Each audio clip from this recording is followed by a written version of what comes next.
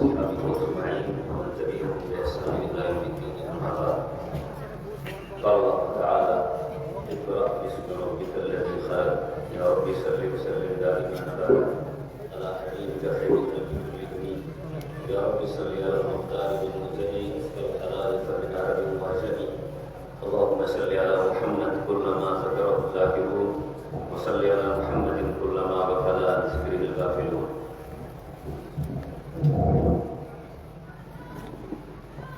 صدارت کے لیے دو چیزوں کا ہونا لازم ہے، ایک تو صلاحیت، دوسری صالحیت.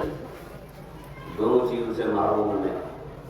اس لیے آپ حضرات سے بھی معذرت خواہ ہوں، علماء سے تو ہوئی، اللہ مجھے معاف فرمائے. کیونکہ وقت بہت کم ہے. مدرسے کے ارد گرد جس جگہ ہم موجود ہیں، اسی مدرسے کو عنوان بنا کر چند باتیں مجھے عرض کرنی ہے.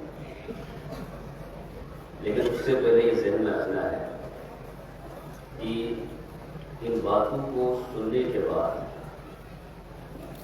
کم از کم 3 حقوق باتوں کے ہم پر لازم ہوتے ہیں. کتنے حقوق؟ نمبر 1 اس پہ عمل کرنا، نمبر 2 اس کو دوسروں تک پہنچانا. اور یہ 2 حق جو ہیں جب تک ایک چیز پہ عمل نہ کریں تب تک یہ ممکن ہی نہیں ہے. وہ یہ ہے کہ ہم بات کو غور سے سنیں گے اور خاموشی کے ساتھ سنیں گے. وجہ اس کی یہ ہے کہ یہ جو قرآن ابھی جس کو آپ سن رہے تھے اور ابھی جو دلچسپ گفتگو ہو رہی تھی آپ کے سامنے، یہ قرآن و حدیث کی روشنی میں گفتگو تھی. یہ تب ممکن ہوا ان حضرات کے لیے جب صحابہ نے غور سے سنی تھی یہ باتیں محمد رسول اللہ صلی اللہ علیہ وسلم.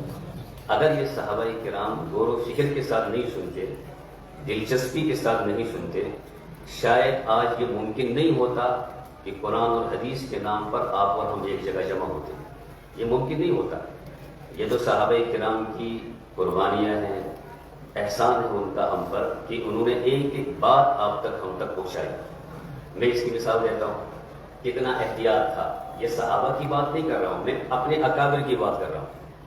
ہمارے اسلاف اور اکابر میں کتنا احتیاط تھا بات سنانے کا اور سننے کا. اس میں کتنا احتیاط برتتے تھے. ایک بہت بڑے شیخ گزرے ہیں، ان کو بڑی تمنا تھی کہ ایک شیخ سے روایت حاصل کرے. وہ روایت تب تک میں کسی کا نام لے کر آگے نہیں کر سکتا جب تک کہ میں نے اس کو سنا نہ ہو، جب تک کہ میں نے اس کو دیکھا نہ ہو. اب وہ اس کے لیے سفر کر کے جب تشریف لے گئے، مجلس میں بیٹھے، حدیث سنی اور حدیث سننے کے بعد سند کو یاد رکھا. اب جب دوسری جگہ وہ بیان کرنے لگے تو انہیں یہ کہنا تھا حدثنا حدثنا، کہ ہم سے بیان کیا فلاں شخص نے. تو حدثنا کا مطلب ہے ہا دال تا نون الف، تب جا کر یہ بنے گا حدثنا. تو انہوں نے ہا کو بھی چھوڑ دیا، دال کو بھی چھوڑ دیا، سنا کہہ کے روایت کو بیان کر دیا.